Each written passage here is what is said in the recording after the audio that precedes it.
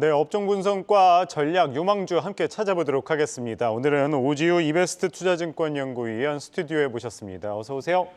안녕하세요. 네. 역시 이 화장품주 관련해 가지고 이제 이슈를 찾아보자면은 이제 조만간 이제 중국 상반기 최대 쇼핑 행사가 임박을 했죠. 아무래도 뭐 적지 않게 영향을 받을 것 같아요. 어떻게 바라보십니까? 네, 우선 중국에 여러 쇼핑 행사들이 있는데 상반기에 최대 규모 행사가 이제 말씀해주신 6.18 행사입니다. 이제 광군제 하반기에 있는 것과 비교했을 때 이제 광군제 같은 경우에는 연간 매출의 25에서 40%까지 발생을 하고요. 즉 한 해 장사의 3분의 1이 이제 광군제 때 창출된다라고 봐주시면 되겠습니다. 이번 6.18 행사 또한 되게 중요한데 연간 매출액의 15에서 20%까지도 이 기간 동안 판매가 되기 때문에 이제 화장품사들 실적에 굉장히 중요하게 이제 작용을 하게 됩니다. 네, 그렇다면은 이제 중소 화장품주들 관련해서도 한번 여쭤보도록 할게요. 이 과거에 이 화장품주들 하면은 이제 중국 영향을 많이 받았잖아요. 근데 요새는 이제 또 일본에서도 또 선풍적인 인기를 끈다고 그러더라고요. 어쨌든 이 K뷰티 일본 모멘텀 뭐 좀 확대될 거라고 봐도 되겠죠? 네, 그렇습니다. 중소형주 화장품 기업들의 모멘텀은 앞으로도 좀 계속될 것이라고 판단을 합니다. 최근 일본, 그리고 미국, 아세안 시장에서 K뷰티 성과가 굉장히 좋은데요. 특히 선진국 시장인 일본에서의 성장이 굉장히 두드러지고 있습니다. 우선 일본 같은 경우에 대해서 말씀드리면은 이제 미국, 중국 다음으로 세계 3위 규모의 화장품 시장입니다. 전통적인 화장품 강국이기 때문에 1인당 화장품 소비 금액이 300달러. 그래서 이제 주요국 중에서 이제 가장 높은 것을 차지를 하고 있고요. 예. 이제 점유율 1, 2, 3위 기업이 이제 시스이도, 카오, 코세인데 이 세 개 기업이 굉장히 많은 브랜드들, 글로벌로도 유명한 브랜드들을 이제 소유를 하고 있습니다. 그 중에서 이제 K뷰티가 침투한 곳은 이제 중저가 색조 시장인데요. 이제 한국 화장품이 품질도 높고 뭐 질도 좋고 그런데 예. 가격은 또 저렴하다 보니까 굉장히 인기가 많고요. 최근에 이제 뿌띠프라라고 해서 낮은 가격이라는 뜻인데 일본에서 그러한 트렌드가 유행을 하고 한국 색조 화장품이 그런 트렌드에 부합을 하면서 굉장히 각광을 받고 있습니다. 대표적인 기업도 좀 말씀을 드리고 싶은데 롬앤, 클리오, 뭐 VT 코스메틱 같은 기업도 있고 오늘 딱 상장을 한 마녀공장이라는 기업도 상한가를 기록을 했더라고요. 네, 맞습니다. 예. 상한가 기록한 기업인데 이제 일본에서 거의 45%가 되는 매출을 좀 조달하고 있는 기업이고요. 이런 기업들을 이제 일본 드럭스토어에 가면은 거의 CJ 올리브영에 왔나? 라는 생각이 들 정도로 굉장히 쉽게 찾아볼 수가 있습니다. 그리고 일본 시장에 대해서 제가 또 할 말이 많아가지고 천천히 말씀해 주세요. 네. 3월 13일에 이제 마스크가 해제가 되었습니다. 이제 한국보다 더 늦게 해제가 된 것인데 그 이후에 바로 이제 화장품 판매가 굉장히 많이 늘고 있어요. 그래서 3월달 일본 백화점 실적을 보면은 이제 화장품이 40% 이상 전년 대비로 이제 성장한 모습을 보였고요. 올해 연간으로 봤을 때도 이 색조 화장품이 일본 화장품 전체를 좀 견인해 나가지 않을까 생각을 하고. 이제 한국 화장품이 강한 부분이 이제 색조 카테고리이다 보니 올해 연간으로도 그런 중소형주들 실적은 좋게 나타날 것으로 봅니다.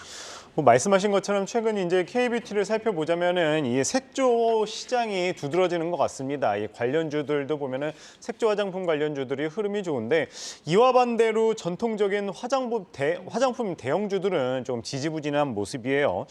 이 LG 생활건강이라든지 아모레퍼시픽은 좀 지지부진한 모습인데 언제까지 이어질까요? 우선 화장품주 주가의 흐름을 조금 말씀을 드리면은 작년도 10월 달부터 중국 제로 코로나 해제에 대한 기대감으로 화장품주가 전반적으로 다 주가가 굉장히 많이 올랐었습니다.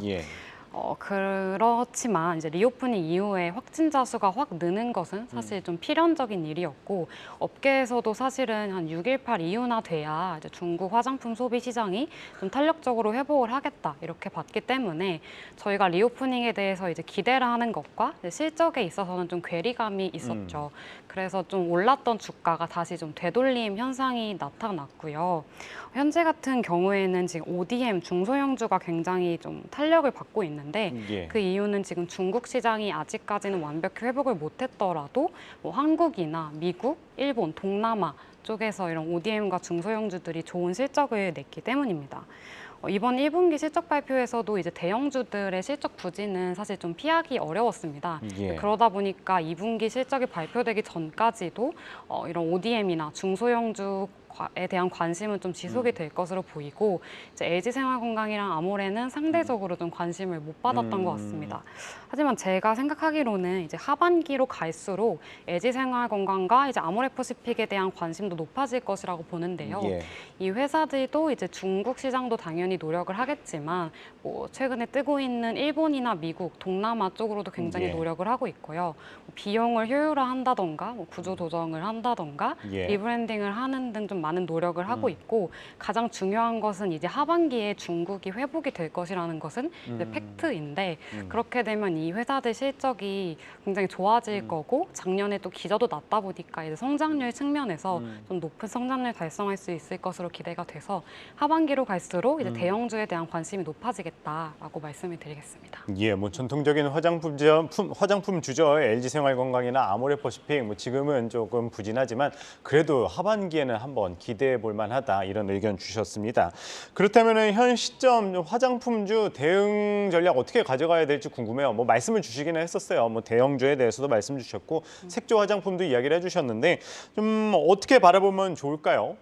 네, 대형주들 중에서는 저는 브랜드보다는 ODM사를 현재는 선호를 하고 있습니다. 예. 좀 매력적이라고 보는데 우선 한국의 빅2 ODM 기업인 한국콜마와 코스맥스는 글로벌리 봐서도 1, 2등 빅2입니다.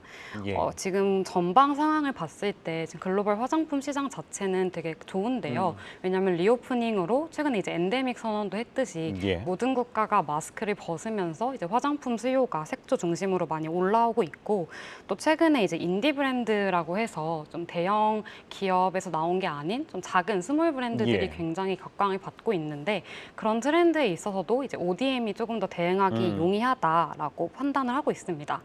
예를 들어서 좀 앞서 나왔던 6.18 행사 이야기를 조금 드리고 싶은데요.